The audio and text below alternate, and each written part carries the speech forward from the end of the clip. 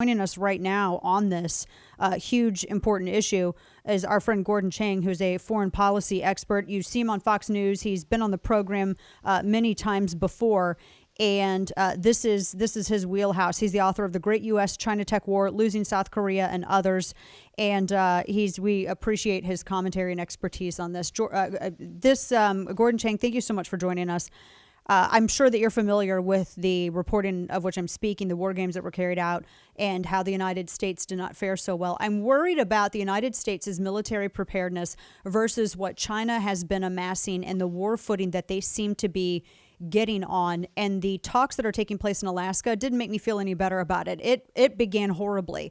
What is your opinion on this? I mean, how tense is it, and where are we at? If you could put like a measurement to it. With China in tension right now? I think China is preparing the Chinese people for war. We heard this a few hours ago, Dana. The Chinese foreign ministry spokesman, referring to the Alaska meeting, said that there was, quote, the strong smell of gunpowder. Now, I don't know if they're bluffing. I suspect that they are. But nonetheless, we know that when aggressive powers talk war, that when they bluff, they usually end up starting them. And remember, those Chinese diplomats rolled into Anchorage. They weren't there for meaningful discussions. They were prepared to give that long, insulting speech to Secretary Blinken and to Jake Sullivan, the National Security Advisor. So all of this was planned from all appearances. And that means that this is one of the most dangerous periods of our lifetime. Oh boy, that makes me, I'm not feeling good about that, because this, and we're talking about these talks that have been taking place in Anchorage.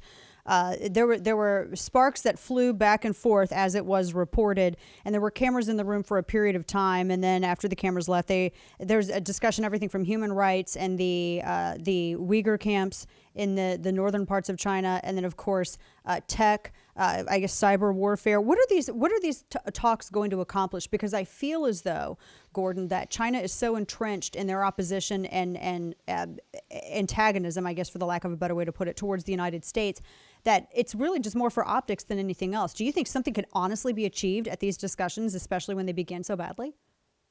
No, I don't think so. Certainly not for us. I know what China wants to achieve. It's pretty obvious. They wanted to show the Chinese people that they could boss the Americans around.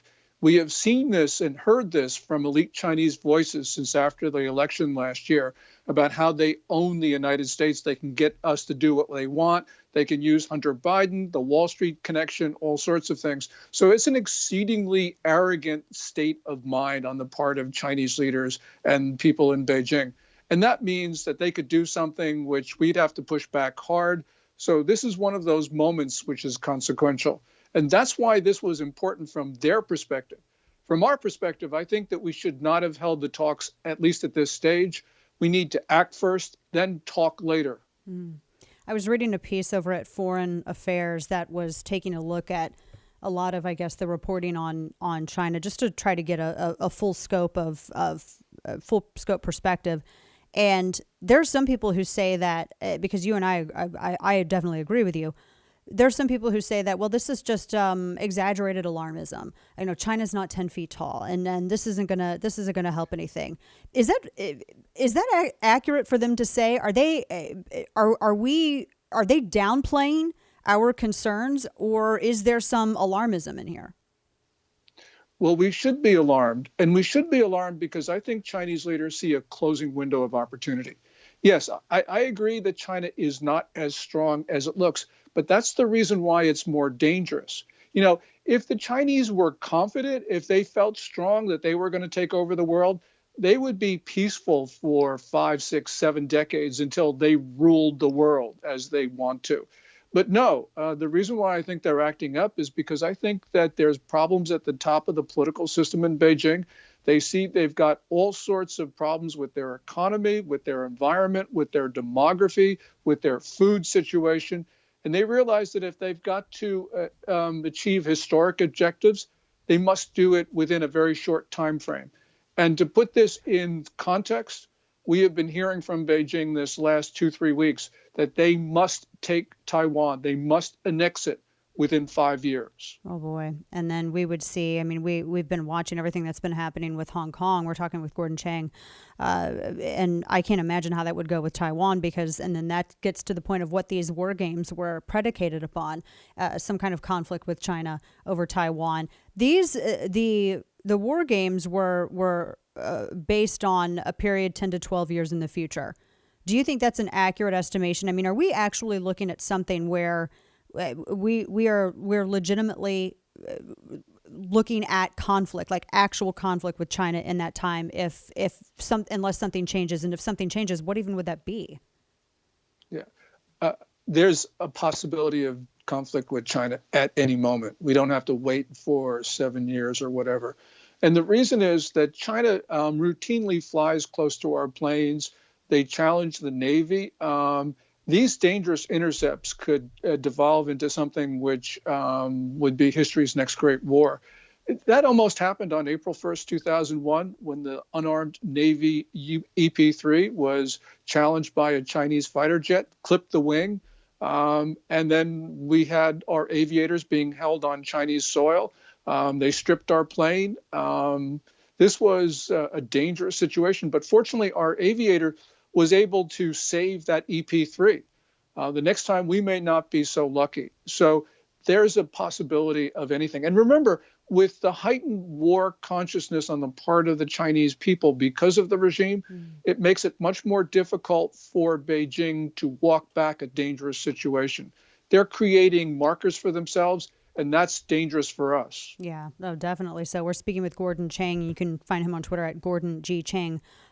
This effort by the Biden administration to try to win some sort of allies. And I know that that's one of the things that they've been focused on in a way to somehow isolate China, which looks like that's becoming increasingly difficult. What was it? Germany just had not initially played a pretty big role in getting this initial European Union investment protection deal hammered out with China. Even though the Biden administration, they were making that transition to coming into the White House, had objected. Angela Merkel pretty much said it was a necessary thing. That kind of makes it a little bit harder to win some of these allies and in this effort to put China on the outs. I feel like that's going to be an uphill battle. What can you tell me about the way that other countries are receiving our criticism and warnings about China's footing here? Well, in Europe, it is a tough slog, especially with Germany, because the Comprehensive Agreement on Investment, CAI as it's called, really was a slap in the face of the Biden administration because Germany and the European Union announced the Memorandum of Understanding just before Biden took the oath of office. And as you point out, Biden has been saying we need to work with our allies. So continental Europe is going to be a challenge for the Biden administration because they're going in a very different direction. In Asia, it's a little bit of a better story. President Trump was working very hard to operationalize the Quad. That's the informal grouping of Australia, India, Japan, and the United States. President Biden, to his credit, is continuing those initiatives. And so the region is coming together under U.S. leadership. But the question is the region doing that fast enough? Because as we saw with the just sheer arrogance of the Chinese officials yesterday, this could end up in a much quicker situation than we normally would think. We're not talking 7 years. We're talking now. Wow. Last quick question for you. We're speaking with Gordon Chang, who's a foreign policy expert and a best-selling author. I think it was during lockdown when this happened, but there was some sort of virtual meeting and some of the world's leaders in the Pacific had gotten together, and I believe it was a deputy under the prime minister in Japan. And there was he had some angry words for China, especially as China was continuing to deny their part in the origination of the coronavirus. And after that, Japan had they issued a statement that they were going to pull their manufacturing out of China, and they were incentivizing the relocation of all of that manufacturing back to Japan, which I think is fantastic. Is that something that they're still pursuing? And are we pursuing that at all? That seems like that cuts off the lifeblood to China's Communist Party. Yeah, the comments you referred to was when Shinzo Abe was prime minister of Japan.